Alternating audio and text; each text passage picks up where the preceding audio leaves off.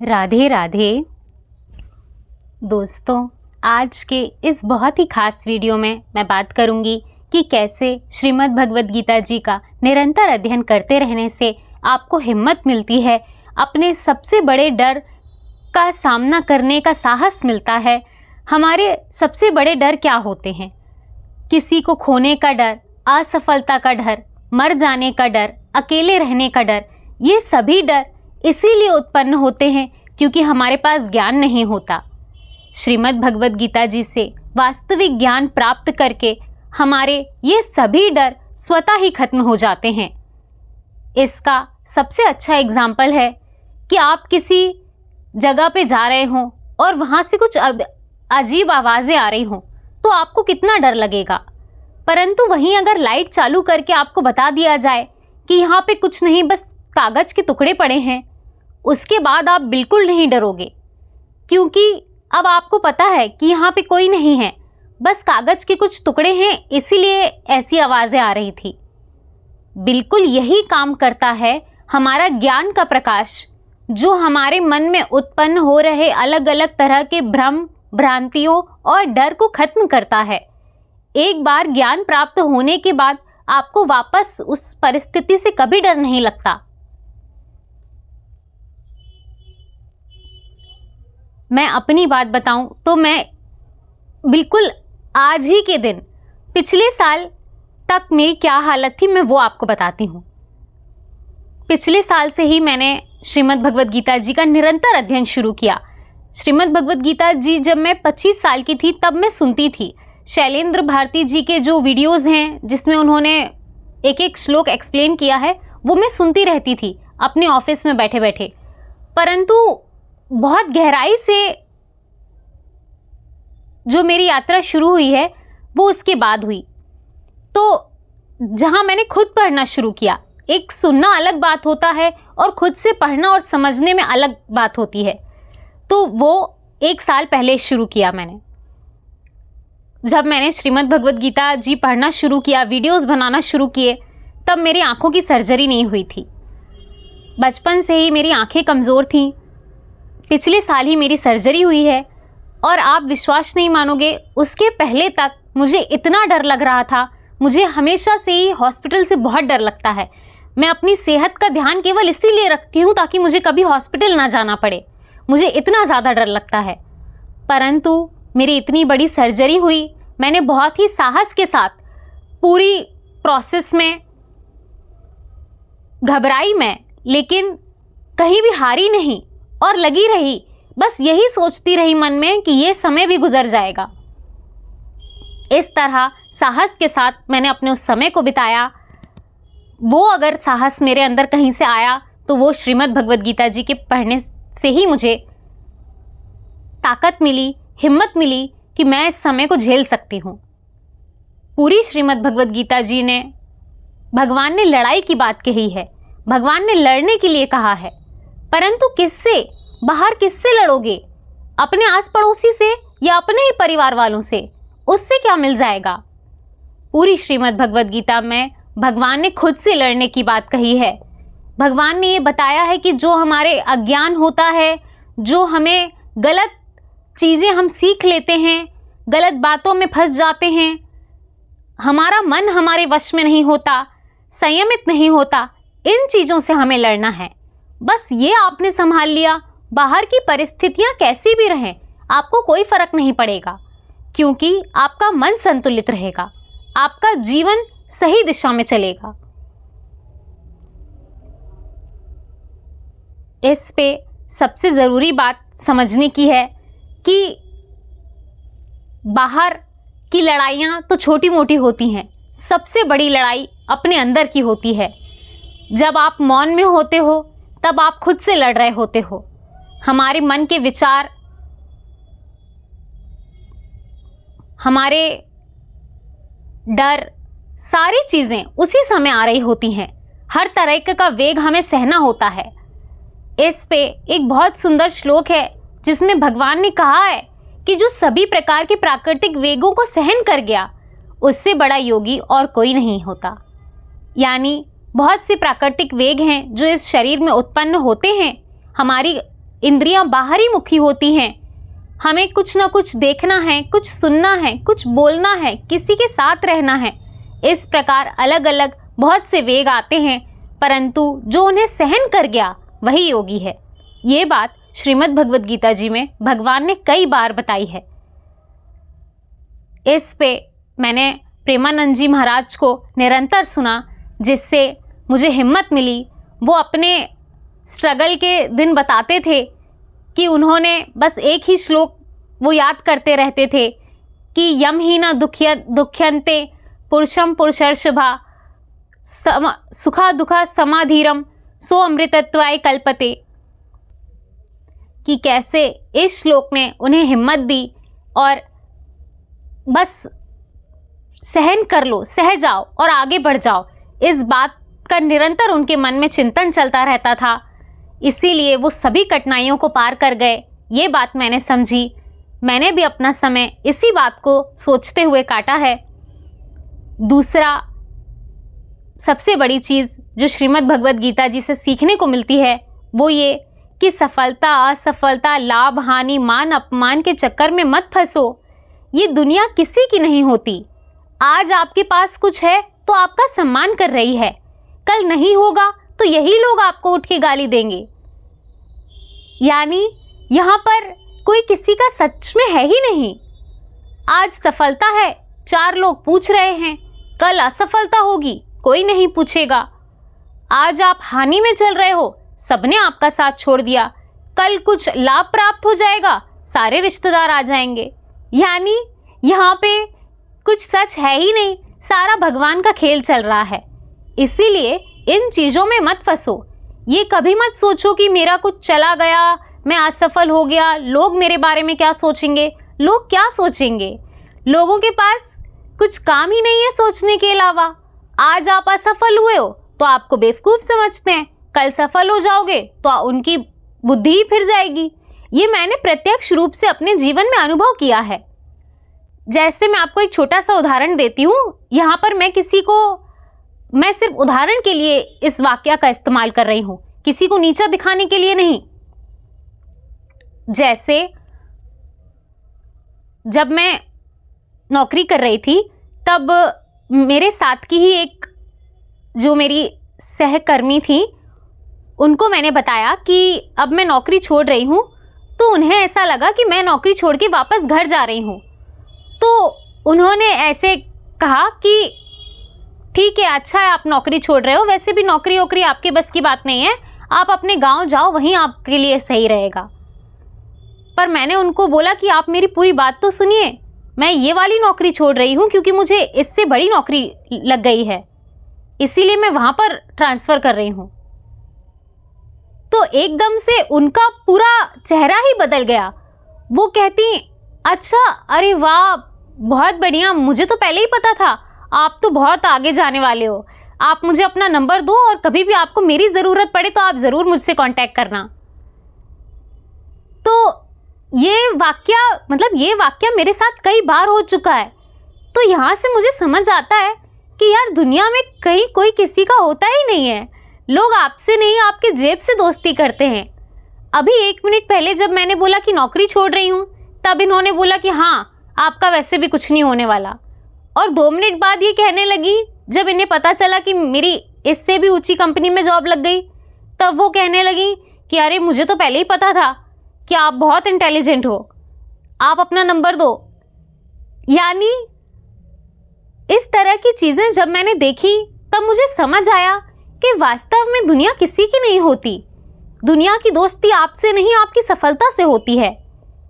इसीलिए दुनिया की भेड़चाल या रिश्तेदारी में मत फंसो। दुनिया तो कभी भी बदल जाएगी, आप बस अपना कर्म सही करो। दोस्तों, इस प्रकार मैंने ये सीखा कि यहाँ पर सफलता असफलता, लाभ हानि के चक्कर में मत फंसो। ये तो सब खेल मात्र है, संयोग मात्र है। कभी आप जीत गए, कभी कोई और आगे निकल गया, इसमें नहीं पड़ना है हमें। हमारा उद्देश्य क्या है? आपको ये समझना है कि हमारा काम केवल खेलना है, केवल लड़ाई लड़ना हमारा उद्देश्य है। यहाँ पर कौन जीत रहा है, कौन हार रहा है, किसको क्या मिल रहा है, क्या नहीं मिल रहा है, वो देखना हमारा काम नहीं है। इस पे कई कई बार भगवान ने कहा है कि जो फल की इच्छा से रहित होकर कर्म करता है वास्तव में वही सही चलता है। यानी इस प्रकार आप किसी कर्म बंधन में नहीं फंसोगे और अपने कर्मों को भी सही तरह से करोगे।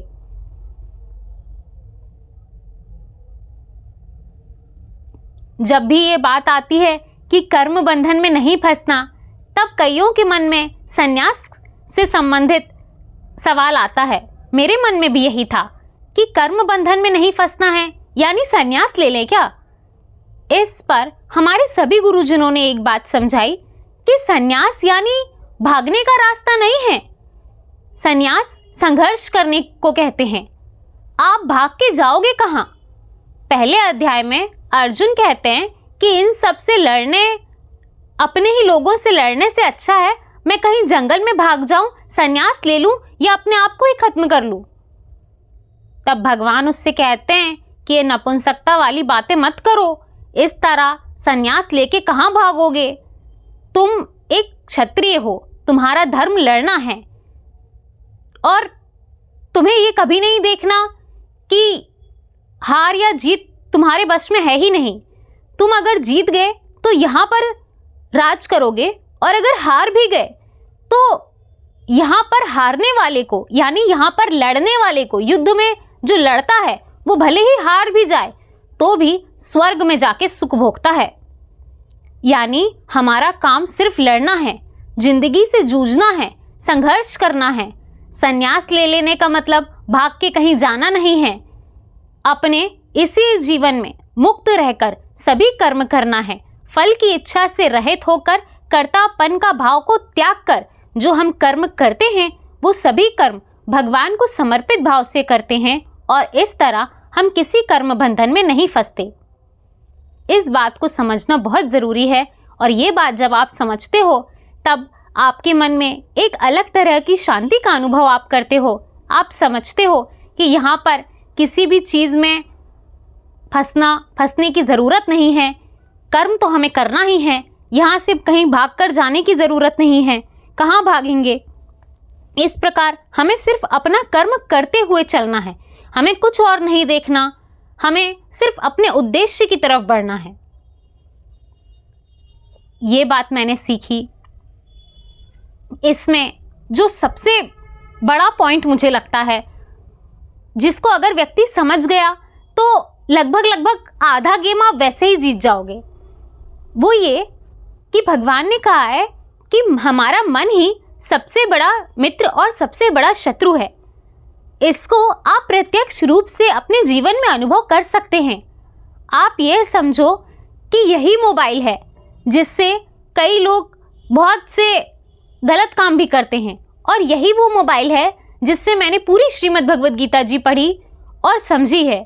इसी में मैंने सत्संग सुन के अपने जीवन को बदला है, इसी से मुझे हिम्मत मिली है। और यही वो मोबाइल है जो मेरी एंजाइटी का कारण बनता था। मैं कुछ ऐसी चीज़ों को देखती थी, कौन क्या कर रहा है, मेरे साथ वाले क्या कर रहे हैं, क्या चल रहा है दुनिया में, इस तरह की बातें मुझे इससे पता चलती थी। तो इसी ने मुझे एंजाइटी भी दी है और इसी ने उसका इलाज भी किया है। बिल्कुल उसी प्रकार हमारा मन भी वैसा ही है, परंतु आप मन को कैसा रखते हैं ये आपके ऊपर निर्भर करता है।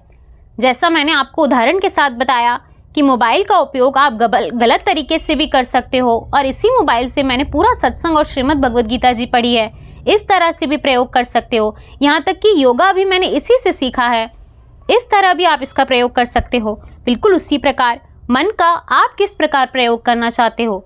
मन को अपना सबसे अच्छा दोस्त बनाकर रखना चाहते हो या उससे दुश्मनी करके कुछ भी उल्टे सीधे काम करवाना चाहते हो? ये आपके ऊपर है।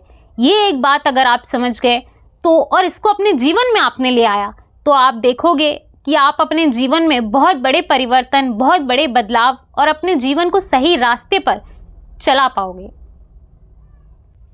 दोस्तों, और तीसरा और सबसे बड़ी चीज़ जो मैंने सीखी वो यही कि आप बस अपना लक्ष्य, अपना कर्तव्य अपने सामने रखो और कहीं मत देखो। सब कुछ दिमाग का खेल होता है। आपने दिमाग की सही प्रोग्रामिंग कर ली, आप कभी नहीं भटक सकते। इस बात को अच्छे से समझो और खुद पर भरोसा रखो। अपने जीवन को खुद बदलने के लिए तैयारी करो। कोई और दूसरा बाहर से नहीं आएगा। कभी ऐसा कोई वक्त नहीं आएगा, कोई ऐसी परिस्थिति नहीं आएगी जो आपके जीवन को बदल दे। आज अभी से आप क्या निर्णय लेते हो, आप एक छोटे से छोटा क्या डिसीजन लेते हो, आपका क्या चॉइस होती है, किस विकल्प को आप चुनते हो, वहीं से आपका जीवन परिवर्तन होना शुरू हो जाता है। अगर आप आज से सोच लो कि मैं आज से रोज 1 घंटे व्यायाम करूंगा और एक श्लोक श्रीमद् भगवद गीता जी का पढ़ूंगा, कुछ नकारात्मक नहीं देखूंगा, अपना पूरा दिन अपने हाथ में रखूंगा कि मुझे क्या करना है। मोबाइल मैं भी चलाती हूँ, परंतु कितना चलाना है ये मैं सोच के रखती हूँ। मुझे पता होता है कि मुझे क्या देखना है, क्या नहीं देखना है, कितना देखना है और कितना समय फ़ोन को देना है और कब नहीं देना है, स्विच ऑफ करके रख देना है। ये बात मैं डिसाइड करती हूँ। मैं मोबाइल का यूज़ करती हूँ, मोबाइल मेरा यूज़ नहीं करता। इस बात को आपको समझना है। इस प्रकार आप बहुत दृढ़ निश्चय होकर अपने जीवन को परिवर्तित कर सकते हो। आप ये सोचो कि श्रीमद् भगवद गीता जी का ज्ञान भगवान ने युद्ध भूमि में अर्जुन के आखिरी और सबसे बड़े निर्णायक युद्ध में उसे वो ज्ञान दिया। वो ज्ञान वो इससे पहले भी तो दे सकते थे। तो आप ये नहीं कह सकते कि हमें बहुत देरी हो गई है। वैसे तो वास्तव में मुझे भी लगता है कि बहुत देरी हो गई गीता के ज्ञान को पढ़ने में। काश थोड़ा और पहले से समझना और पढ़ना शुरू कर दिया होता। तो परंतु फिर लगता है कि शायद अगर मैं उस दुनिया में नहीं फंसी होती, वो भौतिक रिश्तेदारी की कलेश मैंने नहीं झेले होते, तो शायद मुझे श्रीमद् भगवद गीता उतने अच्छे से आज नहीं समझ आ पाती जैसे अभी आ रही है। इसीलिए जो हुआ सब ज़रूरी था, सब कुछ ठीक है। आज से शुरू करो, सही समझ के साथ ज्ञान से युक्त होकर कर्म करो। ऐसा हो ही नहीं सकता कि आप असफल हो जाओ। यहाँ पर कुछ ऐसा बहुत बड़ा गेम नहीं है। अगर आप इसको सही तरह से समझ गए तो आप अपने जीवन को कहीं से भी परिवर्तित कर सकते हो। समय अभी भी बहुत बाकी है, परंतु बर्बाद करने के लिए नहीं, केवल अब उपयोग करने के लिए ही समय बचा है। इस बात को समझ के आप अपने जीवन में परिवर्तन लेकर आइए। निरंतर श्रीमद् भगवद गीता जी का अध्ययन करिए। आध्यात्म ही वो विषय है जो आपको शक्ति देता है। इस भौतिक दुनिया की रिश्तेदारी में ना फंसिए। यहाँ के मानवता के सारे कलेश होते ही इसीलिए हैं क्योंकि लोग अपनी इंद्रिय तृप्ति और भोग वासना के चक्कर में फंसते हैं। आप इन सब से बाहर निकलिए। हमारा मनुष्य जीवन अलग है, हमारा लक्ष्य अलग है। हम यहाँ सुकर कुकर की भांति अपने जीवन को व्यतीत करने नहीं आए। हम सिर्फ अपने ही परिवार का पोषण करें, ये काम तो सभी योनि वाले कर रहे हैं। हमें कुछ ऐसा करना है जो मानव समाज के लिए कल्याणकारी हो, समस्त जीवों के लिए कल्याणकारी हो। वो काम केवल आप अपने आत्म साक्षात्कार के पद पे रत रहकर ही कर सकते हो। इस बात को समझो, अपने जीवन को बदलो। हमारा लक्ष्य अलग है, हम जानवरों से अलग हैं, हमारा कर्तव्य बड़ा है। इस प्रकार अपने लक्ष्य को हमेशा अपने सामने रखो, आप कभी भटक ही नहीं सकते।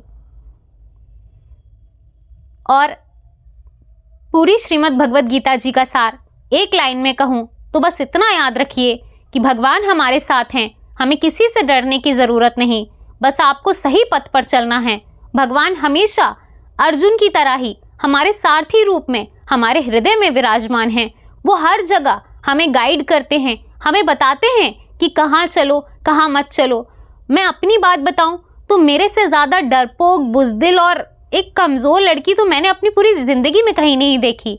मैं इतनी डरपोक थी, परंतु मेरे जीवन में जो भी परिवर्तन आया वो इसीलिए आया जो मैंने समझा कि भगवान हमेशा हमारे साथ हैं, हमें कभी डरने की ज़रूरत नहीं। बस आप कोई गलत कर्म मत करो, आप बस सही चलो। भगवान अपने ऐसे भक्त का साथ कभी नहीं छोड़ते और जिसके साथ भगवान हो उसकी नैया कभी नहीं डूब सकती। इस बात पे आप विश्वास रखो। मैं अपनी आज की स्थिति भी बताऊं तो आज ऐसा नहीं हो गया कि सब कुछ बहुत कल्याणकारी हो गया हो मेरे जीवन में। आज भी मेरे जीवन की परिस्थिति पहले जैसी ही है, बल्कि और ज़्यादा बिगड़ गई है। मैं आपको अपने निजी जीवन की बातें नहीं बताना चाहूँगी क्योंकि उसका कोई मतलब नहीं है। मेरे जीवन में भी वही सारे कलेश हैं जो आपके जीवन में हैं। भौतिक रिश्तेदारी ने कब किसको सुखी कर दिया। इस पे प्रेमानंद जी ने एक बहुत सुंदर बात कही थी कि यहाँ पे भगवान अवतार लेकर आए तो लोगों ने भगवान को नहीं छोड़ा परेशान करने में, तो आपको कैसे छोड़ देंगे। भगवान को वन भेज दिया, ऐसा कौन सा पाप किया था उन्होंने जो वन भेज दिया। किन्हीं ने भगवान को उनके सगे मामा ने ही मारने का प्रयास किया, इस प्रकार भगवान को ही परेशान कर दिया। तो आप तो एक आम आदमी हो, तो भौतिक रिश्तेदारी में परेशान होने की ज़रूरत नहीं है। ये सब कुछ माया का खेल है, ऐसा मान के चलो और सुख दुख को सहन करते हुए आगे बढ़ो। मेरे जीवन में भी हर तरह की कठिनाइयाँ और परिस्थितियाँ अभी भी हैं और बिगड़ती जा रही हैं, परंतु जो साहस मेरे अंदर आज है वो उन सभी कठिनाइयों से बड़ा है। इस बात का यकीन कि भगवान मेरे साथ हैं। जिसके साथ भगवान हो उसका दुनिया क्या ही बिगाड़ लेगी। और इस प्रकार इस बात ने मुझे हिम्मत दी है। आज मुझे किसी बात का डर नहीं होता। मैं अपनी रिश्तेदारी में भी लड़ लेती हूँ, और अगर गलत ही है तो मैं गलत के साथ, अगर मैं किसी भी गलत चीज़ को सहन नहीं करती हूँ, डट के खड़ी रहती हूँ, जो होगा देखा जाएगा। इस प्रकार मेरे अंदर इतनी हिम्मत आ गई है, ये मुझे विश्वास ही नहीं होता कि ये मेरा पूर्व जन्म है, ये मेरा नया जन्म है। मेरे जैसी जब एक बिल्कुल ही ज़ीरो लेवल पे खड़े होने वाली बच्ची इतनी आगे बढ़ सकती है, तो आप भी मानसिक रूप से बहुत ताकतवर बन सकते हो। बस ये मान के चलो कि भगवान हमेशा हमारे साथ हैं। हमें उन्हीं के लिए सही कर्म करने हैं। इस दुनिया में कुछ भी प्राप्त करने जैसा नहीं है। इंद्रिय सुख के पीछे मत भागो। हम जानवर नहीं हैं, हमारा लक्ष्य बड़ा है, और इस प्रकार ये मानव जीवन बहुत दुर्लभ है। इन बातों को समझ के अपने जीवन को निरंतर बदलने का प्रयास करो, आप ज़रूर सफल होगे। और 1 फरवरी से मैं रोज़ श्रीमद् भगवद गीता जी का एक वीडियो पोस्ट करती हूँ, आप ज़रूर उन्हें देखिएगा और पढ़िएगा। इसी प्रकार भगवान की कृपा हम सब पे बनी रहे। राधे राधे।